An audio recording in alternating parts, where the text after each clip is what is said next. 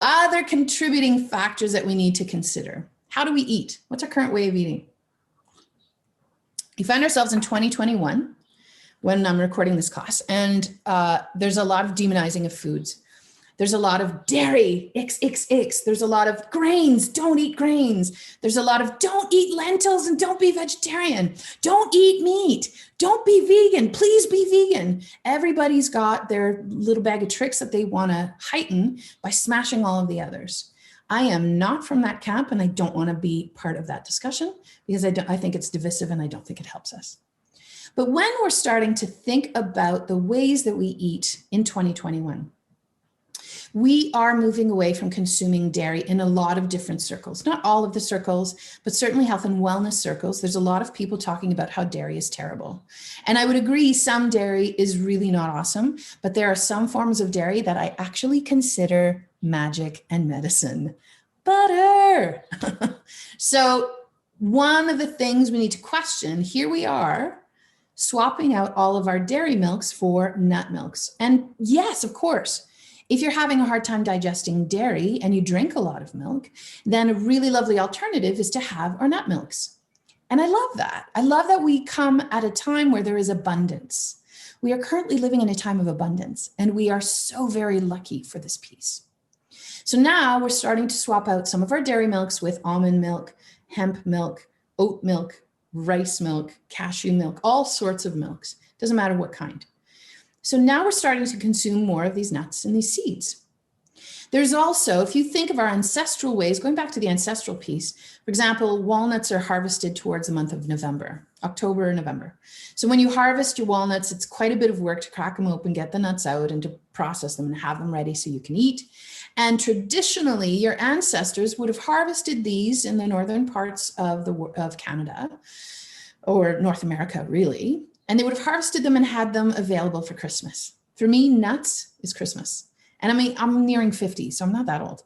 But nuts signified Christmas. You had walnuts at Christmas. You took the nuts out because that's when we started to visit our family and our friends, and you had people over and you had meals and celebrations at the darkest time of the year. We lit our homes up to make do through the darkness, and we invited people in. And you brought the nuts to the table. By January, you'd run out of walnuts.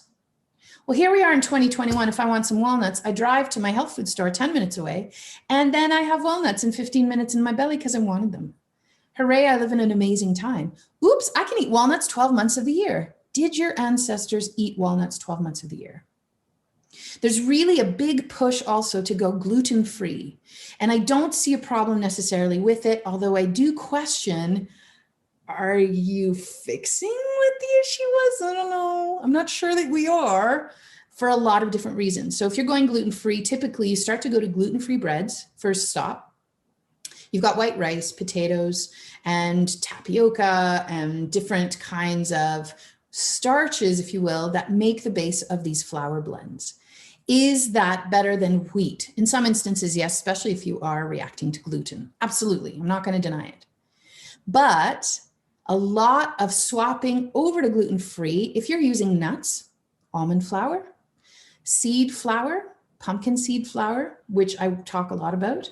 If you are talking about, what are some of the other ones, like brown rice flour, then what kind of things are you now, you're still having some of the problematic compounds that is available in wheat is also available in brown rice. The troublesome compounds we'll talk about in today's lesson, and you'll really get what that means. So it's not like they are only in gluten and they're not in brown rice. Gluten is not in gluten, in wheat. Gluten is found in wheat, it's found in rye, it's found in kamut, but gluten is not found in brown rice. No, but some of the other compounds are, that we'll get into. So we're not necessarily reducing what could possibly be one of the contributing factors. So these are all little pieces to keep in mind, right? How are we currently eating? How different is it from how our ancestors did?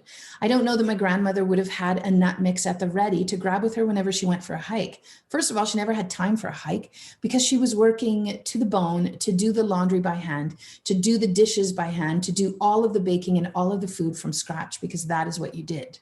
There was no other choice. And we live in a time where we do have time to go for a hike. Our ancestors are laughing at us, thinking, I have dreamt you up. You are what I wanted us all to be. To have time to go do fun things, to be alive and to be in this life, as opposed to just doing the big jobs of getting food on the table.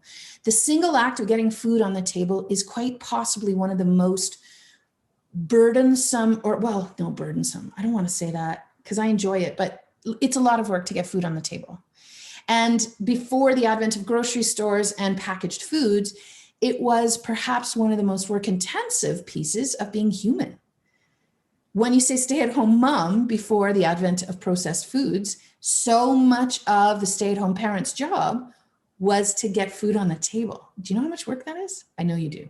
If you're in this class, you do. Okay, now that we're sad. Okay, let's get into the why here.